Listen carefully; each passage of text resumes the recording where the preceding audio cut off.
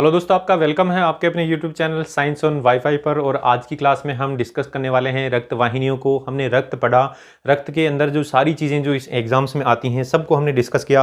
आज हम पढ़ेंगे रक्त वाहिनियाँ, यानी हमारे शरीर के अंदर जो रक्त वाहिनियाँ हैं, ब्लड वेसल है, इस तरीके से उनका जाल फैला हुआ है। और ये जो रक्त वाहिनियाँ हैं 3 प्रकार की होती है, धमनी, केशिका और शिरा। हम इनके नाम जानते हैं, तो आइए जानते हैं धमनी क्या होती है, शिरा क्या होती है और केशिका क्या होती है। तो दोस्तों यहाँ पर रक्त वाहिनियों का जो टॉपिक है बड़ा ही इंपॉर्टेंट है, क्योंकि ये एक तरीके से शरीर में जाल के रूप में फैली हुई है। यहाँ पर लाल रंग और नीले रंग से हमने दिखाया है इनको। तो जो लाल रंग वाली है वो तो धमनियां हैं, नीले रंग वाली है वो शिराएं हैं। लाल रंग वाली है रक्त को ये अंगों की तरफ, हृदय से अंगों की तरफ लेके जा रही है, नीले वाली वापस लेके आ रही है। इस तरीके से दोस्तों यहाँ पर ये धमनी और शिराएं होती हैं। इस तरीके से देखिए, ये धमनी का जो है एक तरीके से अंदर का एक चित्र बना हुआ है, इसको काट के दिखाया हुआ है। तो दोस्तों यहाँ पर हमें इतनी डिटेल में तो नहीं जाना, लेकिन फिर भी रक्त वाहिनियों के जो प्रकार हैं, टाइप ऑफ ब्लड वेसल्स हैं, तो बोले 3 प्रकार के होते हैं, धमनी, शिरा और केशिका। धमनी यानी आर्टरी, शिरा मतलब वेन और केशिका मतलब कैपिलरी। तो यहां पर कह सकते हैं कि जो धमनी होती है, जो आर्टरी होती है दोस्तों, जो आर्टरी है यानी जो धमनी है वो कैसी होती है, तो यहां पर हम कह सकते हैं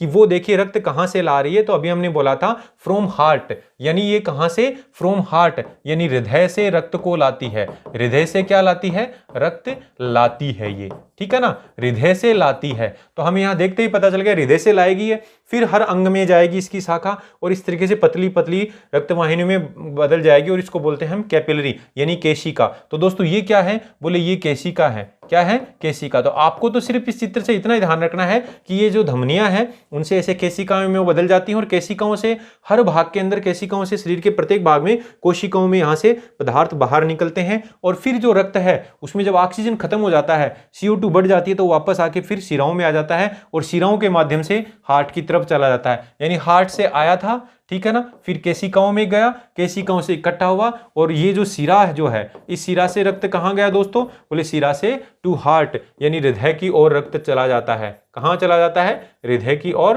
रक्त। तो दोस्तों यहां पर हृदय से अगर रक्त आ रहा है, यानी हम यहां बात करें कि हृदय से अगर रक्त आ रहा है, तो वो रक्त कैसा आएगा, बोले वो लाल रंग का आता है। यानी देखो इस तरीके से आता है, और आप कह सकते हैं लाल रंग का रक्त आ रहा है, तो वो कैसा है, शुद्ध रक्त है, ऑक्सीकृत रक्त है। फिर उसके बाद में केशिकाओं में ये जाके इसमें से ऑक्सीजन निकल जाती है शरीर के प्रत्येक अंग में, और फिर वापस लौटता है, तो ये बोले शिराओं के माध्यम से आ रहा है, ठीक है ना। धमनियों में जो रक्त आता है, हृदय से जो रक्त आता है, यानी ये तो है धमनी ऐसे मान लो, और ये जो है ये शिरा है, सॉरी केशिका है, और ये जो है आगे वाली जो है ये है क्या है, शिरा है। तो दोस्तों यहां पर आपको ये ध्यान रखना है कि हृदय से जो रक्त है वो धमनियों के माध्यम से अंगों तक आता है। तो धमनी में कैसा रक्त आ गया, सामान्यतः शुद्ध रक्त, ऑक्सीकृत रक्त आ गया। फिर जो केशिकाएं हैं यहाँ पर, ये क्या है, केशिकाएं हैं। तो केशिकाओं से ऑक्सीजन बाहर निकल जाएगी और कोशिकाओं को मिल जाएगी, और फिर वहां से CO2 जो है कोशिकाओं में बनी हुई इसमें रक्त में आ जाएगी। अब ये रक्त अशुद्ध हो गया, अनॉक्सीकृत रक्त हो गया, वापस हृदय में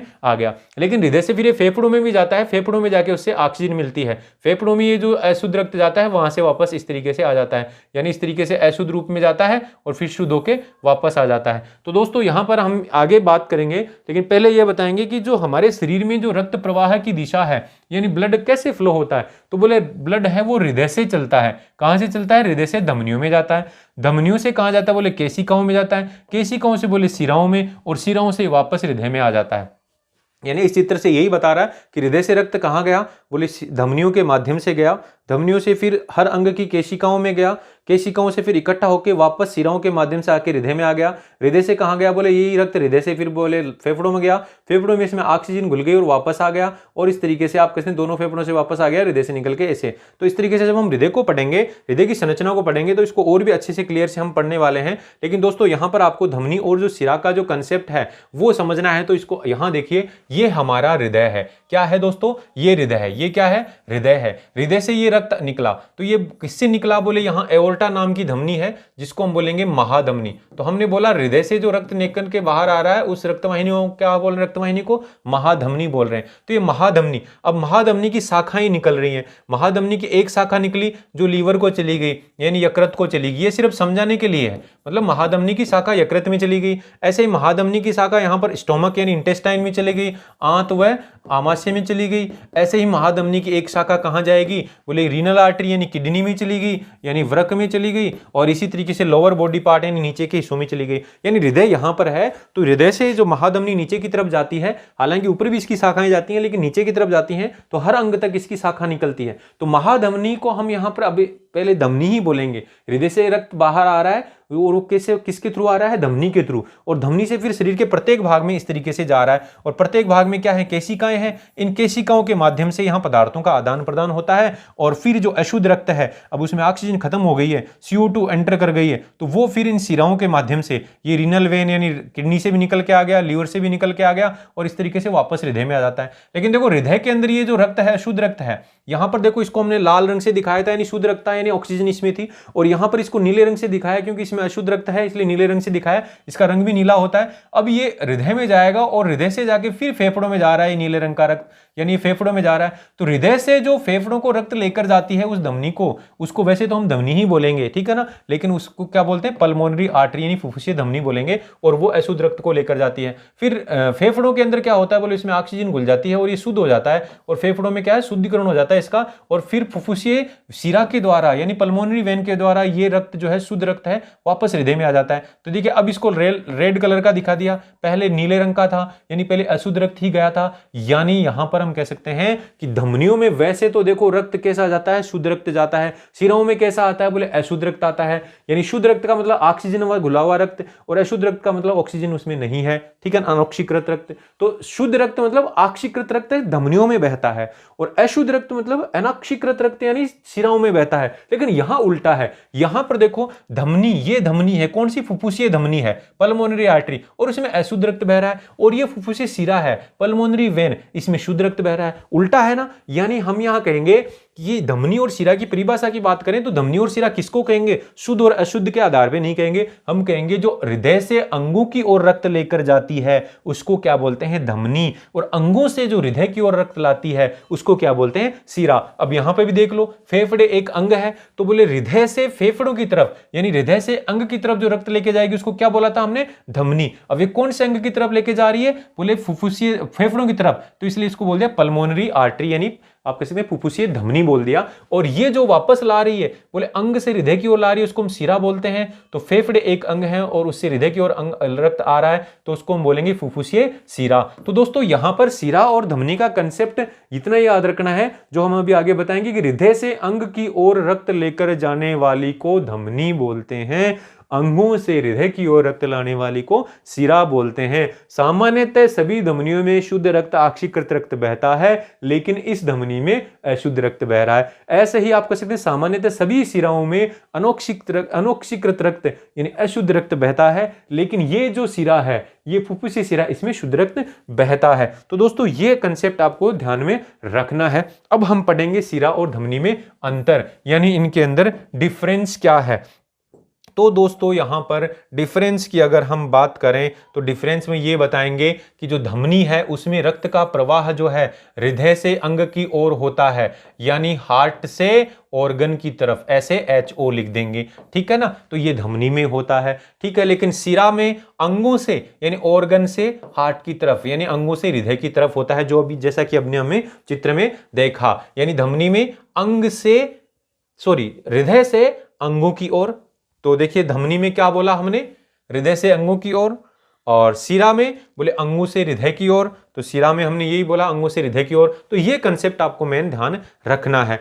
अब बोले सभी धमनियों में शुद्ध रक्त बहता है। शुद्ध का मतलब ऑक्सीकृत रक्त, यानी लाल रंग वाला जो अभी हमने बताया, तो ऑक्सीकृत रक्त बहता है, शुद्ध रक्त बहता है। लेकिन सभी सिराओं में अशुद्ध रक्त यानी अनऑक्सीकृत रक्त बहता है, यानी उसमें क्या नहीं है? ऑक्सीजन नहीं है। तो दोस्तों यहां पर अपवाद है, सभी सिराओं धमनियों में ऑक्सीकृत रक्त यानी शुद्ध रक्त बहता है, लेकिन जो फुफ्फुसीय धमनी है, पल्मोनरी जो आर्टरी है, जो अभी हमने चित्र में देखा था, ये फुफ्फुसीय धमनी फेफड़ों की तरफ रक्त लेके जाने वाली, हृदय से फेफड़ों की तरफ रक्त लेके जाने वाली, इसको फुफ्फुसीय धमनी पल्मोनरी आर्टरी बोल रहे हैं। इसमें क्या है? अशुद्ध रक्त है। तो ये अपवाद याद रखना है कि सभी धमनियों में शुद्ध रक्त, लेकिन फुफ्फुसीय धमनी में अशुद्ध रक्त। ऐसे ही सभी सिराओं में अशुद्ध रक्त, लेकिन फुफ्फुसीय जो सिरा है, धमनी नहीं, फुफ्फुसीय सिरा यानी पल्मोनरी वेन, उसके अंदर क्या है? उसमें अशुद्ध रक्त है। तो इस चित्र में देखा हमने सभी सिराओं में अशुद्ध रक्त है, लेकिन फुफ्फुसीय सिरा के अंदर शुद्ध रक्त है। तो यहां पर आपको ये ध्यान रखना है, फुफ्फुसीय शिरा में शुद्ध रक्त होता है। फुफ्फुसीय शिरा में कैसा होता है? शुद्ध रक्त होता है, लेकिन सारी शिराओं में अशुद्ध होता है। तो कंसेप्ट ये याद रखना है, शिरा में अशुद्ध और धमनी में शुद्ध, ठीक है। लेकिन अपवाद याद रखना, फुफ्फुसीय धमनी में अशुद्ध और फुफ्फुसीय शिरा में शुद्ध। तो अब यहां पर धमनी और शिरा में और क्या अंतर है? बोले अंतर यह है कि धमनी की जो भित्ति है वो थोड़ी सी मोटी होती है, यानी अगर हम इसको ऐसे देखें, इस तरीके से काट को देखें, जैसे ये पेन है इसको काट लिया है तो ऐसे देखें तो इसकी भित्ति क्या होती है? मोटी होती है, यानी अंदर से जो है ना इतना सा ही ये रक्त ले जाने वाला भाग है, बाकी इतनी मोटी इसकी भित्ति है दोस्तों, है ना। देखो मोटी भित्ति है, व्यास अंदर से क्या हो गया? कम हो गया। लेकिन यहां पर शिरा की अगर बात करें तो शिरा की जो आप कह सकते हैं अंदर से जो आप भित्ति है वो इतनी मोटी नहीं है। तो दोस्तों देखिए भित्ति, तो व्यास अंदर से ज्यादा हो गया ना, यानी यहां देखो भित्ति पतली है और व्यास अधिक है। तो यानी कहने का मतलब दोनों को ऐसे देखें तो बाहर से तो एक जैसी दिखेंगे, लेकिन अंदर से व्यास इसका कम है और इसका व्यास अधिक है, यानी इसकी भित्ति मोटी है और इसकी भित्ति पतली है। अब बोले एक क्वेश्चन आता है कपाट का।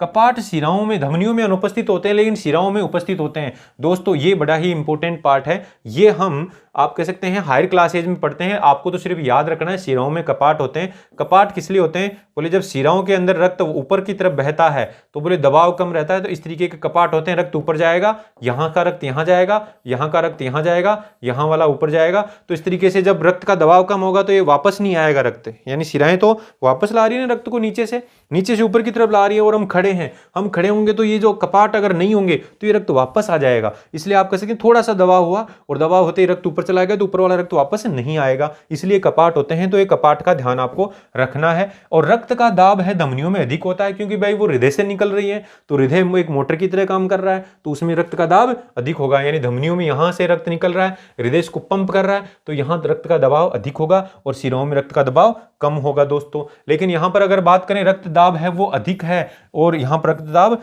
कम है, तो ये अंतर आपको ध्यान में रखने हैं दोस्तों। अब हम बात करेंगे केशिका की, यानी यहां पर जो केशिका की बात की थी, ये देखो जाल बना हुआ है, यानी केशिका का मतलब पतली रक्त वाहिनियां धमनी और शिराओं के बीच में है, ये एक तरीके से जोड़ने का काम कर रही है। और ये कहां पर है? तो बोले सबसे पतली भित्ति वाली और कम व्यास वाली रक्त वाहिनियां हैं, इनकी भित्ति बहुत ही पतली है। यानी अगर भित्ति की बात करें, इनका व्यास भी काफी कम है और भित्ति भी आप कह सकते हैं बहुत ही पतली है, यानी एक ही ऐसी परत है, बस ऐसे है मान लीजिए। यानी ये रक्तवाहिनी अगर है, ये आपकी केशिका माने, तो बोले केशिका को इस तरीके से देखें तो बोले भित्ति बहुत ही पतली है। तो इसकी भित्ति को हम अंत उपकला भी बोलते हैं, एंडोथीलियम भी बोलते हैं। ये इंपॉर्टेंट शब्द है, यानी ये क्वेश्चन आ सकता है कि केशिका की भित्ति को क्या बोलते हैं? बोले अंत उपकला।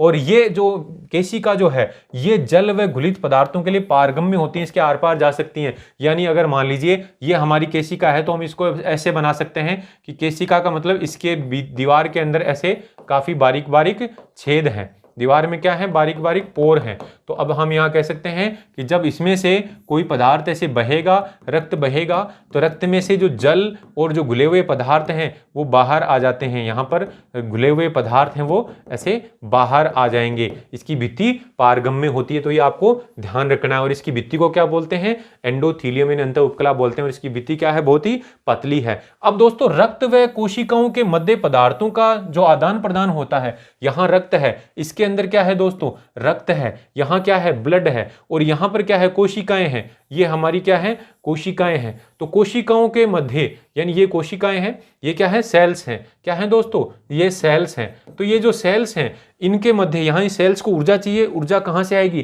बोले रक्त के माध्यम से इनको पोषक पदार्थ भी मिलेंगे और ऑक्सीजन भी मिलेगी। तो रक्त व कोशिकाओं के मध्य किसका आदान प्रदान होगा? बोले पोषक पदार्थों का, गैसों का आदान प्रदान। बोले यहां से अगर ऑक्सीजन यहां इनको मिलेगी, ऑक्सीजन अंदर से आएगी, तो CO2 बोले यहां से वापस चली जाएगी ऐसे।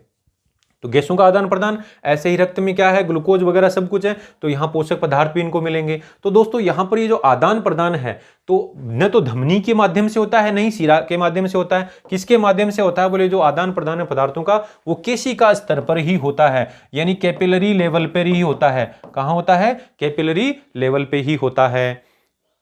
तो दोस्तों अगली क्लास में हम पढ़ेंगे कि किस तरीके से ये धमनी और शिरा जो हैं ये हृदय से जुड़ी हुई हैं। तो यहाँ हमने यही पढ़ा कि धमनी और शिरा में अंतर क्या है, केशिका क्या है। तो इस प्रकार से ये क्लास है ना, आज की क्लास में हम इतना ही करेंगे और नेक्स्ट क्लास में मिलते हैं दोस्तों, जिसमें हम हृदय को पढ़ने वाले हैं। बड़ी इंपॉर्टेंट क्लास होगी, तो उम्मीद है ये क्लास पसंद आई होगी आपको। तो मिलते हैं नेक्स्ट क्लास में।